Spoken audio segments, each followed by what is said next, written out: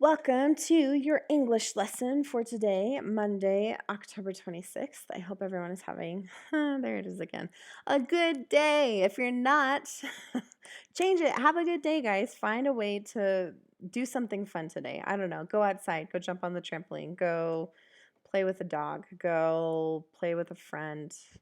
Maybe don't go play with a friend if mom and dad aren't letting you out of the house. Play your favorite video game, which I know majority of you guys have. Do an art project. I don't know. Do something fun today, all right? After you finish your homework. Homework first, and then do something fun. Make it a good day, okay? You have all the power in the world to make the day that you have a good one. It's all about attitude. All right, so there's my little pep talk for this, this section. Let's get right into our English lesson, which is lesson 44. In front of you, you should have page 85 and 86. And again, unfortunately, as with a lot of these lessons, it's going to be what sounds correct in this lesson as well. So today we're talking about making subjects and helping verbs agree. Remember, helping verbs are just linking verbs that help an action, all right? But these things have to agree. Just like yesterday we talked about how to choose the right helping verb and how helping verbs and main verbs have to agree. So we have to do the same thing with our subjects and our verbs. The person, place, or thing that's doing the action has to agree with the action that it's doing.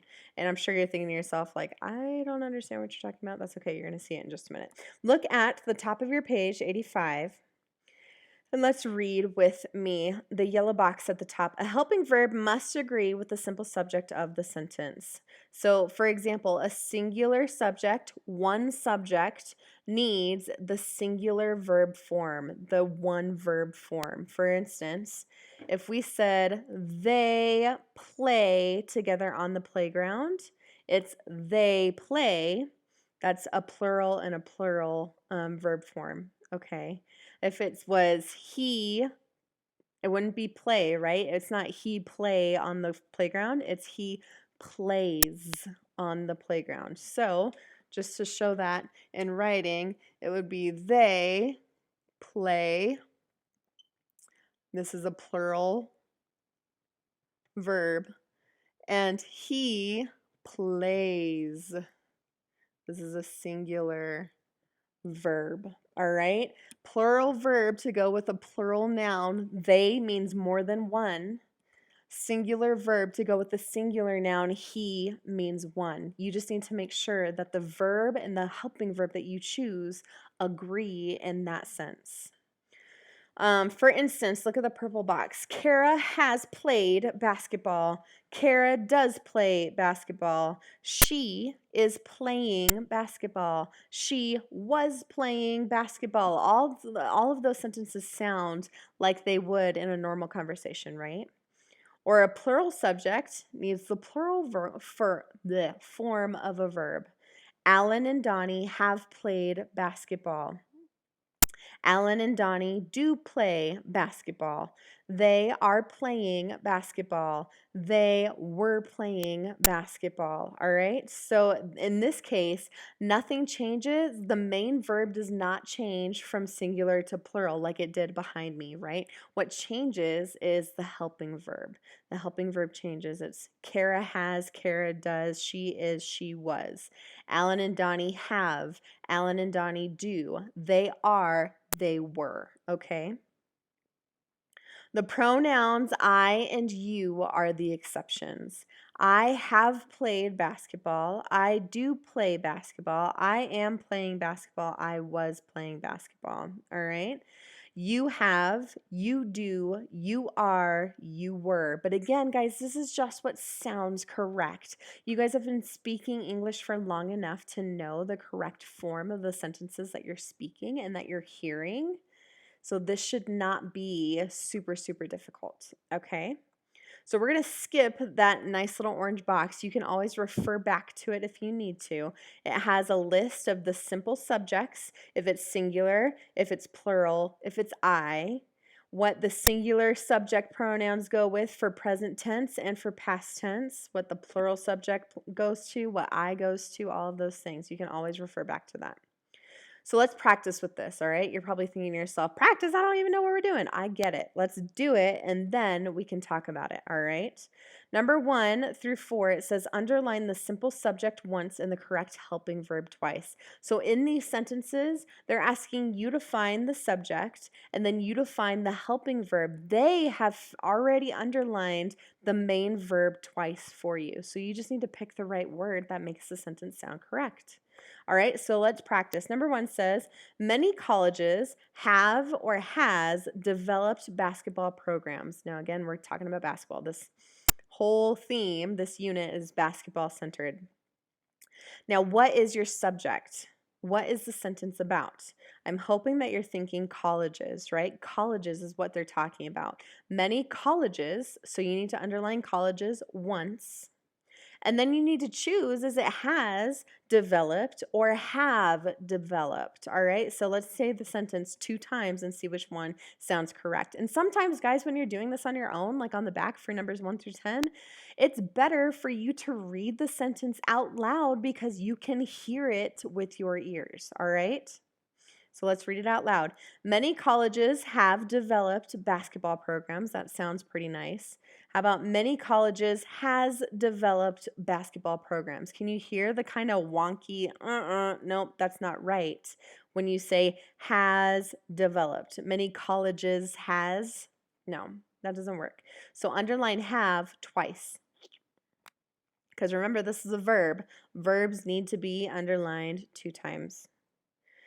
Number 2, the National Basketball Association did or do establish official rules for the game. What is the subject? Find the subject first because we need to figure out if it's plural or singular because that definitely depends or makes or decides what helping verb we use. Okay, so the subject in this one is 3 words because it's a proper noun. It's a name for something. National Basketball Association. All 3 of those words because it's talking about the association. Underline it once. Now say it out loud in your head, or not in your head, I'm sorry, out loud. The National Basketball Association did establish official rules for the game. The National Basketball Association do establish official rules for the game. Underline did twice. Do you see what I'm talking about with saying it out loud? Sometimes you can hear it. Sometimes it's just rolling off your tongue. It sounds weird or it feels weird to be saying those kinds of words or combinations together. Number 3, the referees are wearing black and white striped uniforms. So who is the sentence about? Underline your noun once. It should be referees. And then read it out loud, 2 sentences. The referees is wearing black and white striped uniforms. The referees are wearing black and white striped uniforms. Underline are twice, right? If there's more than one, it's got to be are. Is a singular verb form, right? He is, she is, it is. Number 4, one player has already tripped over his feet twice. Ah, poor guy or poor girl. Doesn't tell us which one yet. So we need to figure out our subject. Our subject should be player. Underline that once. All right, and then read it out loud. One player have already tripped over his feet twice. One player has already tripped over his feet twice. Yes, underline twice. Has.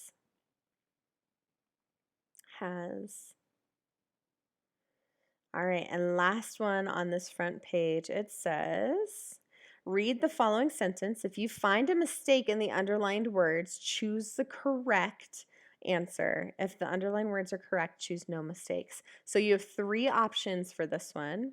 You have Lyle and Al were shooting, Lyle and Al is shooting, or no mistakes. No mistakes is saying that it's correct the way that it's written. So let's read the way that it's written. Lyle and Al was shooting baskets in the driveway. I cannot talk. I apologize.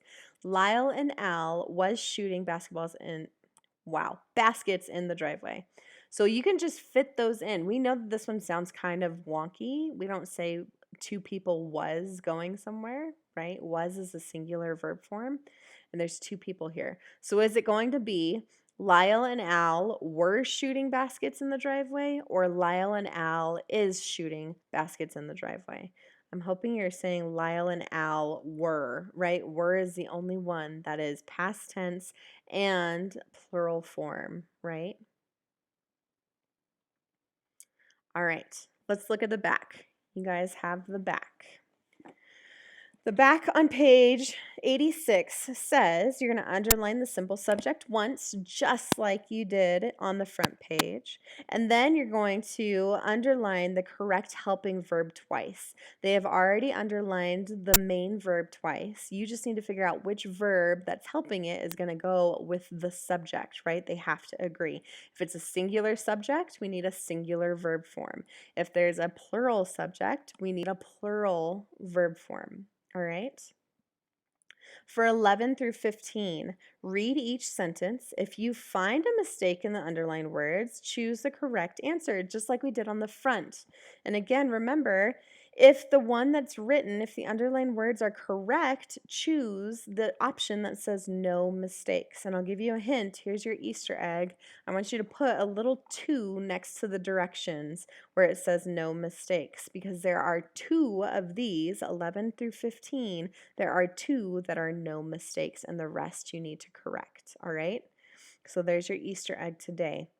Now for applying right, it says write 2 sentences about a place you have visited. Use different helping verb in each sentence. I'm going to let you guys get away. That's an optional thing. If you want to do applying right and you get it right, I'll give you a bonus 5 points, all right, on this paper. So plus 5 points if you do applying right and you do it correctly on this page. If you don't want to do it, you don't have to. All right, it's optional. Optional. If you don't want to do it, there's no points marked off, but you also don't earn any extra credit. Up to you. All right, and that's it for today. All right, I will see you guys tomorrow or in any future videos that you haven't done. And yeah, I'll see you then. Bye, guys.